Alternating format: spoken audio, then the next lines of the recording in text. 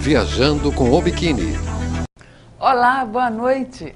Quero mandar um beijo muito especial para nossos apoiadores. Sem eles não seria possível realizar esse programa. Empório Granolê, aqui no centro, na Saldanha Marinho, bem em frente à farmácia do SESI. Tudo que você precisa em matéria de alimentos naturais para manter sua saúde em forma. E Inove, Academia dos Ingleses, a academia que mais cresce aqui em Floripa, pessoal especializado, super bacana lá para orientar. Não deixe de conhecer, bem no centrinho dos ingleses, na Dom João Becker. Bom, gente, hoje nós vamos continuar nossa viagem lá para essa parte assim, mais distante do nosso planeta, mais remota. Não distante apenas geograficamente, né? Não é apenas lá do outro lado do mundo. É também, assim, a distância maior talvez seja na cultura, né? Na maneira de ser. Vamos continuar nossa viagem então para o Himalaia? Hoje eu convido vocês para visitar comigo o Nepal, um país interessantíssimo. Dizem que no Nepal tem mais deuses que pessoas, mais templos que casas. E eu acho que é verdade. Porque, para começar, eles têm duas religiões politeístas, né? Eles são budistas e hinduístas, né? Os hindus, a gente sabe que são 33 milhões de deuses. E o budismo também são vários, centenas, né, de Budas, Buda branco, Buda negro, Buda amarelo. Então, por causa disso, em todos os lugares, né, as divindades estão escondidas, né, esculpidas em metal, pedra, madeira, por todos os lados. Na verdade, o Nepal é um país pequeno, né, bem pequenininho, e é um país muito conhecido, muito famoso, um país diferente. Por quê? Além dele ter essa grande diversidade, biodiversidade, né, de estar encravado aqui no Himalaia, então ele tem montanhas, as 14 montanhas mais altas do mundo estão no Nepal. Então tem os desfiladeiros, né, alpinismo, né, todo mundo tentando alcançar o Everest pelo lado do Nepal, pode ser alcançado pela face norte, pelo Tibete e pelo sul, pelo Nepal. Todas as outras montanhas, né, acima de 8.000 metros que tem lá. E tem rios, né, muitos rios grandes, famosos, safaris, florestas, uma grande diversidade. É um país interessantíssimo. E, além disso, também é um país, o país de maior etnia no nosso planeta, né? Um país pequeno com mais de 30 etnias, ou seja, cultura diferente, língua diferente, religião diferente, é uma miscelânea. Solta aí, por favor, Fernanda, as imagens de hoje, começando em Katmandu, né? Já a capital do Nepal. Depois a gente vai fazer outros programas sobre outras partes do Nepal, que é muito interessante, mas Katmandu, né? O Vale de Katmandu é um vale muito famoso. E o Nepal é um pequeno país entre dois gigantes, a China e a Índia. Obviamente, então, ele sofre influência desses dois países. E de uma beleza, né, especial, os templos são lindíssimos, né, inclusive o mais famoso, hoje a gente vai ver nas nossas imagens, o mais famoso templo hindu está no Nepal, não na Índia. Monasteiros, né, montanhas, palácios, jardins, bosques, são 23 milhões de pessoas no Nepal. Então, no Nepal você pode fazer, né, trek, raft, todo tipo de esportes, né, os esportes mais assim, perigosos, né, de maior adrenalina você encontra lá. O Nepal, né, é como viajar pelo Tibete, né, nessa região do mundo. É uma mistura de aventura, né, e espiritualidade, né, com esse povo tão religioso que tem lá. Não se separa povo de religião nessa parte do mundo. O país está em guerra já há muitos anos, né? A guerra é mais no oeste, os maoístas, mas esses países em guerra, geralmente a gente sente os requisitos da guerra por tudo. Os países geralmente não vai para frente, né? Todo mundo só quer investir em armas, as outras partes são esquecidas. Então, apesar da guerra ser mais ao norte, ao oeste do país, mesmo em Katmandu a gente sente toda hora, assim, nas estradas, os soldados param, vêm com metralhadora, revista, a gente tem que mostrar passaporte, é bem chato. Bom, outra característica que eu acho interessante, muito interessante do Nepal, que eu sempre falo, é que Buda, na verdade, nasceu no Nepal, né, em Tlaxcott, uma cidade fronteira com a Índia, mas, no entanto, o povo lá é mais hindu do que budista, né? A gente viu no último programa o Tibete, ao contrário, apesar de serem países vizinhos ali no Himalaia, o Tibete é totalmente budista. E o Nepal não, é hinduísta. Por que que ele não é budista, apesar do Buda ter nascido lá? Porque o budismo, todo mundo sabe, é contra esse sistema de castas cruel que reina no hinduísmo, né? Que são aquelas castas, dezenas de castas, que não pode se misturar de forma alguma, né? As pessoas, cada um permanece na sua casta a vida toda. É muito cruel esse sistema, o budismo é contra isso, então tem muito mais hinduísta do que budista no Nepal, mas também tem um pouco de budismo. No Nepal, então, eles têm uma incrível herança de tradição deixada pelos ancestrais. Todo nepalês acredita na religião. Aí a gente está vendo no centro da cidade um museu aberto. Nessa região aí, era a região antigamente onde os reis eram coroados. Até um século passado, os reis moravam nesse centro de templos no centro do Nepal. E agora, então, virou um museu a céu aberto. Ali a gente vê de tudo, né, como em todos os lugares, os mercadores vendendo comida, tudo, muito subemprego, lógico, é um dos países mais pobres do mundo. E é maravilhoso a gente ver todas essas esculturas, a maioria delas, dessa arquitetura aí no estilo pagode, mas aí tem tanto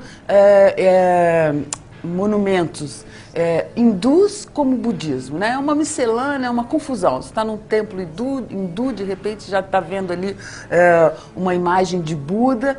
E outra coisa interessante que eu acho é que lá você não tem um muro, nada para entrar nesse lugar aí, né? É tão gritante, é tão diferente os turistas do povo nepalês, que ali só fica uma guarida ali e quando vem chegando um turista, eles se aproximam, vendem pra gente o ingresso, obviamente, e a gente fica ali. Esses daí são os sadhus, são esses homens sagrados, né, que tem na Índia, no Nepal. Esses homens, eles são como se fossem homens santos, eles são conhecidos como homens santos, eles não trabalham, eles passam a vida toda ali né, orando, eles se alimentam do que as pessoas dão para eles, e também eles são permitidos a eles fumar o haxixe, né, a maconha, conhecida aqui no Brasil. Eles são, esse povo, tanto no índio como esses sadhus, eles podem... é proibido, né, essa droga é proibida para o povo nepalês em geral, para os turistas, mas os sadhus eles podem continuar usando, são homens sagrados, né?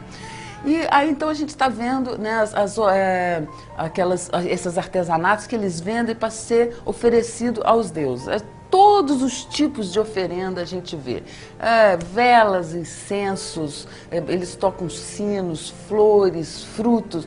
O povo nepalês, eles reservam o melhor da vida deles para a religião, para os deuses. Quando eles acordam de manhã, a primeira coisa que eles fazem é correr para os templos, né? E aí eles, eu não entendo muito bem a maneira deles rezarem. Eles fazem o nome do Pai, sinal da cruz na cabeça, na orelha, na boca, no peito. Alguns se abaixam, eles recitam mantras, eles acendem velas. São todos os tipos de manifestações. Né? Eles são, acho que é o povo mais religioso do mundo, vamos dizer, é o nepalês, é considerado o nepalês.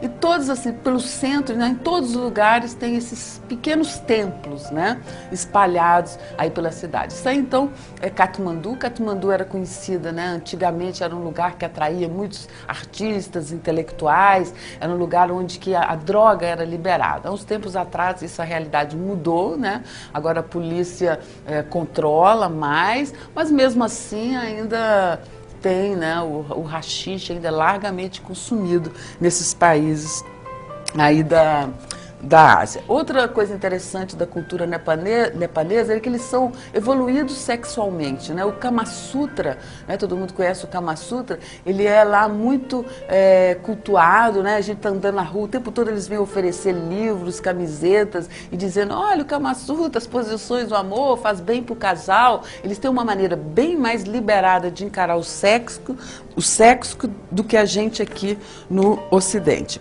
Esse aí então é o Hanuman Doka Durbar Square, né, que é esse museu atualmente ao ar livre, que é essa parte aí dos templos, né, a parte eu acho assim mais interessante na verdade para se conhecer em Katmandu, porque ali estão concentrados, né, todos os templos mais importantes da cidade.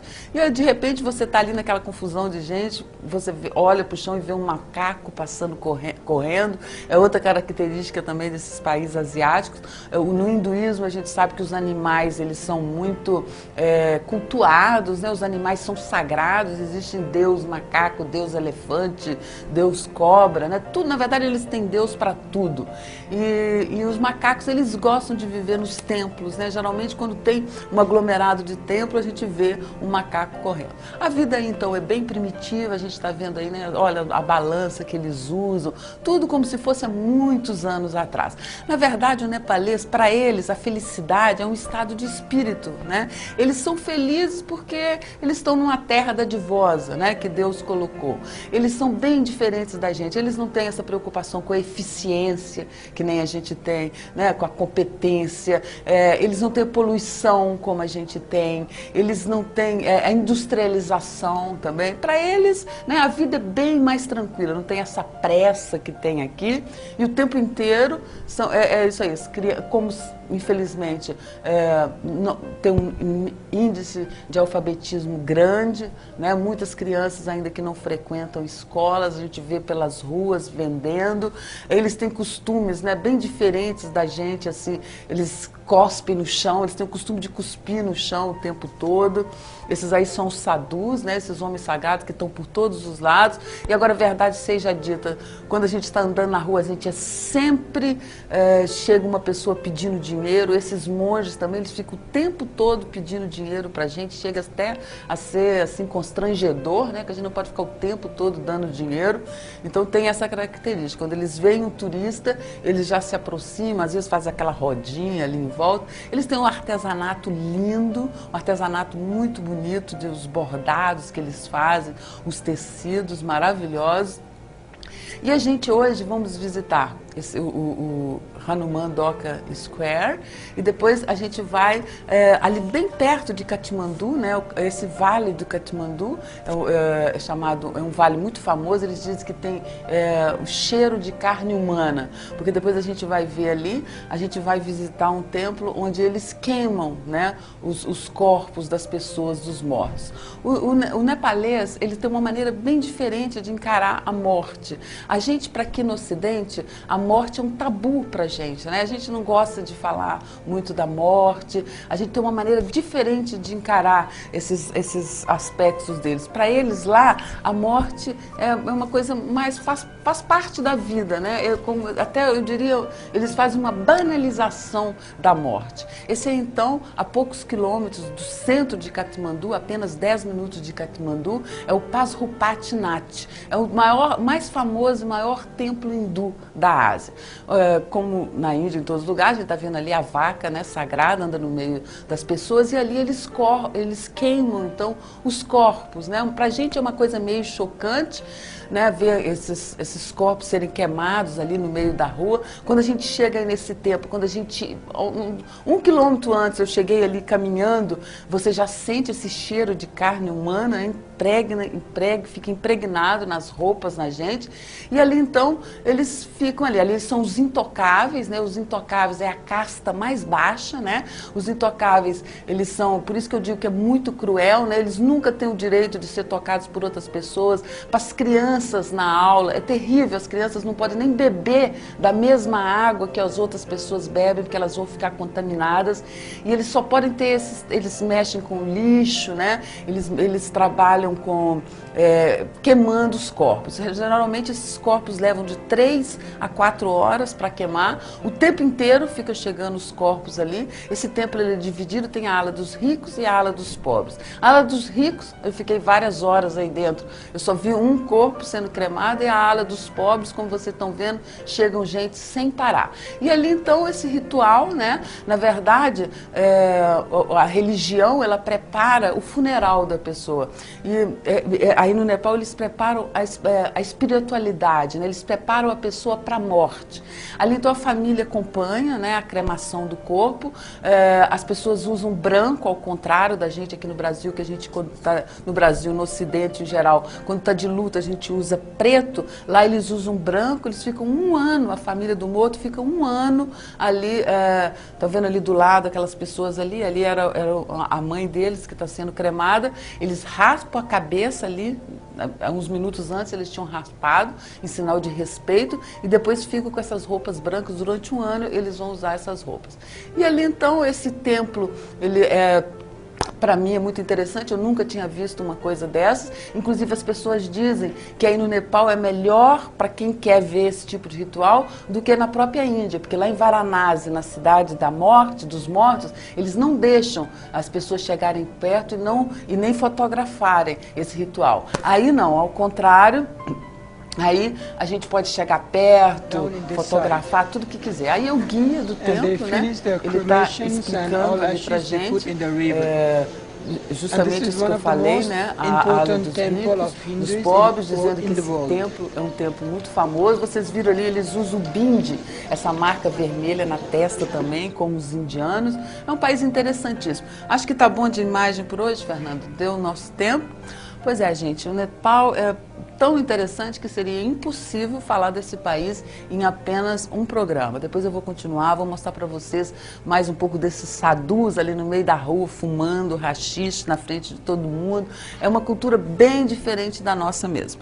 E hoje também eu quero lembrar para vocês, quem gosta de viajar, de aventura, tem o meu livro, meu último livro, né, meu terceiro livro, que justamente eu falo dessa viagem de volta ao mundo que eu fiz a bordo do veleiro Bikini, que deu origem a esse programa. Essa aqui é a última parte da viagem, a parte do Mediterrâneo, né, e a travessia do Oceano Atlântico até voltar aqui para o Brasil. E hoje então eu vou ficando por aqui, esperando vocês na próxima quinta-feira, onde eu vou escolher um outro lugar bem interessante para mostrar para vocês. Um beijo muito grande, um bom carnaval para todo mundo, aproveitem bastante e a quinta-feira espero vocês aqui. Tchau, até lá.